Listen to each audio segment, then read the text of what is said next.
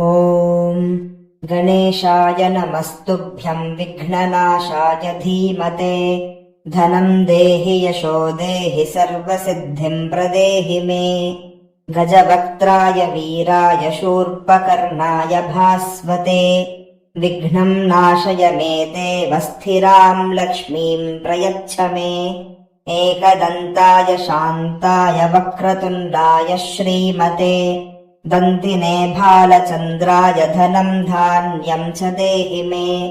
महाकायाय दीर्घाय सूर्यकोटिप्रभाय च विघ्नं संहर मे देव सर्वकार्येषु सर्वदा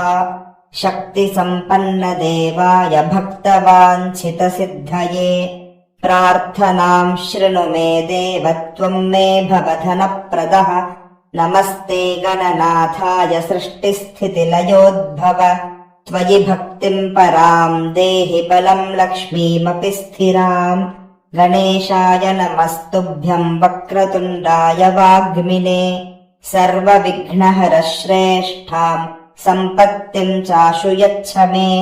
सिद्धिबुद्धिप्रदातारं सर्वमङ्गलकारकम् वन्देऽहं सर्वमैश्वर्यं सर्वसौख्यं प्रयच्छ मे।